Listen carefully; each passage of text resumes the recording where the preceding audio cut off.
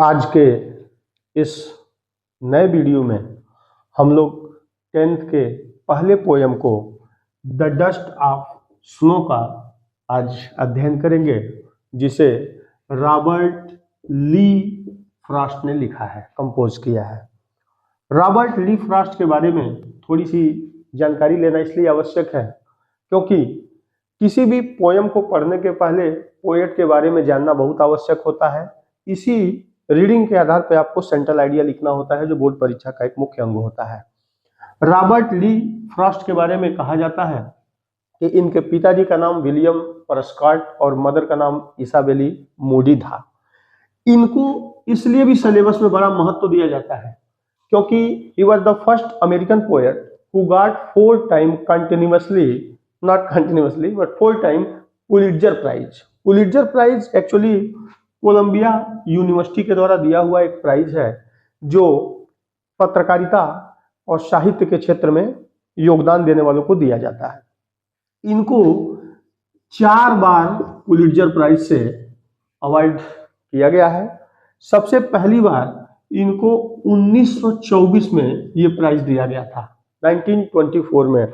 और आप एक बात लगे हाथ जान लें कि पुलिट्जर प्राइज की शुरुआत 1917 में हुई और ये वही डेट है जिसमें रशियन रिवॉल्यूशन के नाम से भी जाना जाता है। 10th में ये भी एक चैप्टर है, इसको कोरिलेट करेंगे तो आसान हो जाएगा। इनका जो पहला पोयम था न्यू हैम्पशायर के नाम से, न्यू हैम्पशायर के नाम से 1924 में इनको पहला पुलिट्जर प्राइज मिला। इसके बाद 1931 में कलेक्टेड पोयम के नाम से, कलेक्टेड पोयम के नाम से, 10th में इतना आवश्यक नहीं है लेकिन ये जानना आवश्यक है कि 4 बार ये पुलिट्जर प्राइज विजेता है।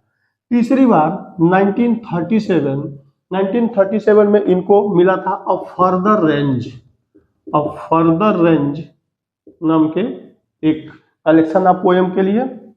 और सबसे लास्ट में अ विटनेस ट्री, इसके लिए मिला था 1943 में। He was awarded 4 time by Pulitzer prize, that's why he is very important and renowned poet of American literature. Now, with the help of this poem, The Dust of Snow, he has given a very beautiful piece of message by which we are here to explain this poem. इस poem को हमने यहाँ जानबूझ के पहले से ही लिख दिया है ताकि किताब न देखना पड़े और आप भी बिना किताब की मदद से डायरेक्ट इसको पढ़ सकें। ये पोयम तो छोटा है लेकिन इसमें मैसेज बहुत अच्छा है, बहुत बड़ा है। ह्यूमन साइकोलॉजी है कि हम कभी चलते चलते, बैठे बैठे, किसी काम को करते करते अचानक उदास हो जाते हैं और वास्तव में हमें उस उदासी का कारण भी नहीं पता होता है कि हम उदास क्यों हैं। ऐसे में हमारे जीवन का कुछ महत्वपूर्ण घंटा या दिन ऐसे निकल जाता है, वेस्ट हो जाता है। इस पोयम में वो यही मैसेज देना चाहता है कि एक दिन वो बहुत ही उदास था और उदासी के आलम में घूमते हुए कभी किसी हेमलॉक नामक पेड़ के नीचे जाके जैसे खड़ा होता है, ऊपर बर्फबारी के कारण पत्तों के ऊपर जो जमा हुई बर्फ है वो एक कौवा के पंख फड़फड़ाने की वजह से उसके ऊपर गिरता है और उसका जो स्वप्न है, उसका जो ये कहिए अनकॉन्शियसनेस है, अचेतन की अवस्था में जो घूम रहा है इधर उधर, वो अचानक टूटता है और वो पाता है कि यार अगर ये कौवा ऐसा हरकत नहीं किया रहता, ये बर्फ का टुकड़ा मेरे ऊपर नहीं गिरता तो आज का मेरा पूरा दिन बर्बाद हो गया रहता। बस छोटी सी ये फिलॉसफी है और देखिए इसमें मैसेज कितना बड़ा है। कहता है द वे अक्रो, जिस तरीके से उस एक कौवे ने सूप मतलब होता है हिलाना, डाउन ऑन मी, और वो जो हिलाया तो जो नीचे गिरा मेरे ऊपर, द डस्ट ऑफ स्नो, वो क्या था, बारिश का, सॉरी बर्फ का जो डस्ट था, पतली सी रेत थी, from a hemlock tree. Hemlock एक पॉइजनस पेड़ होता है, उस पेड़ के ऊपर बैठे हुए कौवे ने जिस तरीके से पत्तों के ऊपर जमे हुए धूल को पंखों से हिला के मेरे ऊपर गिराया, इससे हुआ क्या, हैज गिवन माई हार्ट, इससे मेरे हृदय के अंदर एक चेंज हुआ और मेरा मूड जो है वो पूरी तरीके से परिवर्तित हो गया। एंड सेव्ड सम पार्ट, और मुझे लगा कि मैंने बचा लिया है of a day I had rued, जो दिन जो समाप्त होने के कगार पे था, जो ऐसे मैं उदासी के हालत में व्यतीत करने वाला था, उस कौवे के इस छोटे से किए हुए घटना के कारण मेरा पूरा दिन बच गया। और एक उदाहरण देखिएगा कि कितना बढ़िया संयोग था कि उस छोटी सी घटना को इसने एक कविता के रूप में पिरो दिया है और इसी की वजह से आज ये हम लोगों के बीच में है। अगर ये घटना नहीं हुई रहती, ये पोयम नहीं आया रहता, तो शायद रॉबर्ट फ्रॉस्ट का नाम और यहाँ हम लोग इसके बारे में अध्ययन नहीं कर रहे होते। ऐसी घटनाएं हम लोगों के जीवन में रोज होती हैं। छोटी सी घटना होती है लेकिन हम लोग उसे इग्नोर करते हैं। जैसे रास्ता चलते हुए अगर कहीं पत्थर है और हम बेहोशी की हालत में घूम रहे हैं तो पत्थर ठोकर मारेगा, लेकिन हम उसे कुछ सीख नहीं लेते हैं और फिर जैसे हम उठते हैं झाड़ पोछ से फिर आगे उसी दीवा स्वप्न की अवस्था में आगे बढ़ जाते हैं। ये गलत है। उसके कहने का मतलब है कि अगर जीवन में कभी कोई निगेटिविटी आपको टच कर रही है तो कोई न कोई ऐसा घटना, कोई न कोई ऐसा हिंट ईश्वर आपको पास भेजता है जिससे आप उससे बाहर निकल पाए। इस अवसर की तलाश करिए और अपने आप को एक फ्रेश स्टार्ट दीजिए। अब ये पोयम है, इसमें कुछ भी कठिन नहीं है। कहता है जिस तरीके से कौवे ने सूक डाउन ऑन मी, मेरे ऊपर वो जो डस्ट ऑफ स्नो है वो हिलाया और जो गिरा हेमलॉक पेड़ के पत्तियों के बीच से, उसने मेरे हृदय को और मेरे मूड को चेंज कर दिया। और some part of that particular day I had, जो दिन बर्बादी के कगार पे था, जो नष्ट होता जा रहा था, उसका कुछ हिस्सा मैंने बचा लिया। ये अपने आप में आपको सोचना पड़ेगा कि कोई भी एक छोटी सी घटना, एक घटना निश्चित रूप से बहुत बड़ा परिवर्तन लाने के लिए पर्याप्त होती है। कहते हैं कि एक छोटी सी आग चिंगार बन जाती है, एक छोटी सी आग चिंगार बन जाती है, एक छोटा सा खर पतवार बन जाती है। मुझे मिट्टी समझ के ना यूं रौदा करो, ये मिट्टी कभी आंगन की दीवार बन जाती है। छोटी सी घटना से आपको सीख लेना है और उससे अपने जीवन के अंदर पॉजिटिविटी लानी है। एक्चुअल में देखिए, इस पोयम में कुछ है नहीं।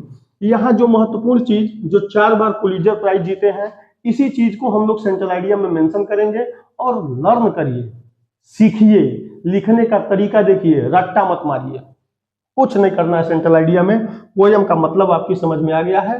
अब देखिए, लिखेंगे a dust of snow, a dust of snow is a very beautiful piece of poem with the pen of Robert Frost or Robert Lee Frost. He was a well-known American poet. ये आप जानते हैं कि America के एक महत्वपूर्ण कवि थे। हो गया आपका, कुछ आपने रटा नहीं, लिख लिया कि dust of snow is a very beautiful piece of poem with the pen of Robert Frost. Full stop. He was an American poet. Yeah, he was a well-known American poet. Full stop.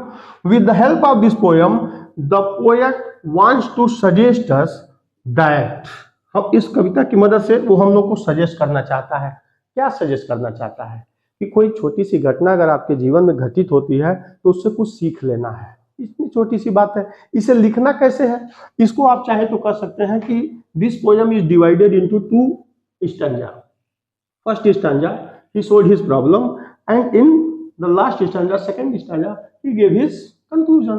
पहले में समस्या बताता है कि I was melancholy, I was standing beneath a hemlock tree and at that time there was a crow sitting on that particular tree. He was shaking his wings and there was dust of snow fell on my shoulders. Immediately I awake and I found that and I thanked the crow. मैंने उस कौवे को धन्यवाद दिया कि बहुत अच्छा हुआ कि तुमने ये घटना मेरे साथ किया, जिसकी वजह से एक महत्वपूर्ण घटना घटी मेरे जीवन में कि वो पूरा दिन जो समाप्त होने के कगार पे था वो धीरे धीरे बच गया। अब इसको, इसी बात को आपको लिख देना है कि in the first stanza the poet was standing beneath a tree and in the second stanza he has given the conclusion of that particular poem. इसमें एक चीज और देखिएगा, इसको पढ़ते समय इसमें 2-3 बातें आपको समझना होगा। इसमें सबसे पहली चीज तो ये है कि इसमें एक सिंबल है, सिंबॉलिक, प्रतीकात्मक, इसमें प्रतीक का प्रयोग किया गया है। सिंबॉलिक पोयम है इसे कहते हैं। जैसे कौवा, जैसे हेमलॉक ट्री, ये दोनों जो है, कौवे को क्यों यहाँ शामिल कर रहा है? क्यों नाइटिंगेल नहीं है? क्यों पिजन नहीं है? क्यों पैरेट नहीं है? क्योंकि कौवा बेसिकली अशुभ माना जाता है। हेमलॉक जो है वो भी एक तरीके से निगेटिविटी का सूचक है, एक ऐसा पेड़ जो जहरीला है, पॉइजनस है। तो इस मिलंकली अवस्था में, इस लोनलीनेस में, इन दोनों चीजों की वजह से जो घटना घटती है, इस वजह से भी ये पोयम फेमस है। प्रतीक शास्त्र का प्रयोग इसमें ज्यादा किया गया है। इसके बाद आप देखिए कि ये लोनलीनेस की तरफ है। एकांत में है, अकेले हैं। जब कोई व्यक्ति अकेला होता है तो उसके अंदर निराशा का घर हो जाता है। इसके वजह से आप इस चीजों को कोट कर सकते हैं। एक कवि है अंग्रेजी साहित्य का, चार्ल्स लैम्ब, नाम है Charles Lamb. He was called the prince among essayists. निबंधकारों में उसे राजकुमार का दर्जा था। वो एक लाइन लिखता था, वो लिखता था कि लाफ, जब आप हंसेंगे world will laugh with you. जब आप हंसेंगे तो पूरी दुनिया आपके साथ हंसेगी। But when you weep you alone weep। जब आप हंसेंगे तो पूरी दुनिया आपके साथ हंसेगी, लेकिन जिस दिन आप रोएंगे आपको अकेला रोना पड़ेगा। इसलिए बेहतर है कि अपने आप को आप तुरंत संभालिए। अगर ठोकर लगता है तो उस ठोकर से इस स्थिति में बाहर आने का प्रयास करिए। कहते हैं मुश्किलें दिल के इरादों को आजमाती हैं, स्वप्न से आंखों से स्वप्न के पर्दों को हटाती हैं। मुश्किलें मिस कर रहे हैं वो लाइन, मुझे इस समय क्षमा करिएगा। मुश्किलें दिल के इरादों को आजमाती हैं, आंखों से स्वप्न के पर्दे को हटाती हैं। ठोकरें खा के नहार है मुसाफिर, ठोकर एक इंसान को चलना सिखाती हैं। ये यही मैसेज देना चाहता है। इसकी सेंट्रल आइडिया के लिए रटिएगा मत, केवल लिखिएगा dust of snow is a very beautiful piece of poem which has been composed by a well-known American poet, Robert Frost. With this poem, the poet has divided this poem into two stanzas. In first stanza, he shared his problem, and with the help of second concluding stanza, he gave the conclusion of this poem. और अगर आपको इसमें से एक दो line भी अपने पास से लिखने को अवसर मिलता है तो लिखिएगा। और किसी भी सेंट्रल आइडिया के अंत में आप नोट लिख सकते हैं। नोट का मतलब होता है कि कुछ इंपॉर्टेंट चीज जो कविता या पोएट के बारे में है, तो इसमें आप पहला ही लिख सकते हैं। चूंकि अमेरिकन पोएट यहां लिख चुके थे इसलिए लिखने की आवश्यकता नहीं है, लेकिन ये नेचर के भी कवि हैं, इनको आप चाहें तो मेंशन कर सकते हैं। हालांकि अंग्रेजी साहित्य में विलियम वर्ड्सवर्थ नेचर के बहुत बड़े कवि हैं, लेकिन इसमें भी आप देख सकते हैं कि नेचर के बारे में कहीं ना कहीं जिक्र है। दूसरा, चूंकि ये 4 बार जो पुलिट्जर प्राइज ये जीते हैं, इसके हिसाब से आप निश्चित रूप से उसे भी कोट कर सकते हैं। यहाँ पे आपको आसानी हो जाएगी सेंट्रल आइडिया लिखते समय, नोट लिखते समय। नोट में आप पॉइंट डाल सकते हैं कि पहला, दूसरा। एक और महत्वपूर्ण चीज इसमें आप कर सकते हैं, राइम स्कीम पूछता है कभी कभी। राइम स्कीम तो यहाँ पे देख सकते हैं क्रो, जैसे हम लोग हिंदी पिक्चर का गाना गाते हैं कि तुझे देखा तो ये जाना सनम, प्यार होता है दीवाना सनम। तो दोनों लाइन के अंत का जो वर्ड होना चाहिए वो मैच करना चाहिए, इसी को राइम बोलते हैं। और इसकी मतलब तुकबंदी। जैसे एग्जांपल के लिए अगर क्रो का उच्चारण हम ए मान लें कि ये ए है, जैसे मैथ वाले मानते हैं, तो सूक डाउन ऑन मी, क्रो में अगर बो होता, क्रो बो, तो वो ए हो जाता, लेकिन यहाँ मी है इसलिए हम इसे बी मान लेंगे, क्योंकि ए से ये मैच नहीं किया। लेकिन जैसे क्रो किए स्नो, क्रो स्नो, यानी इसका ए। और फ्रॉम अ हेमलॉक ट्री, मी से मी ट्री थोड़ा सा मैच कर रहा है, बी कर देंगे। हर्ट ए, मूड बी, हर्ट के बाद पार्ट, हर्ट पार्ट ए, और मूड रूट बी, सॉरी। तो राइम स्कीम भी आप चाहें तो नोट में लिख सकते हैं कि rhyme scheme of this poem is a b a b a b a B.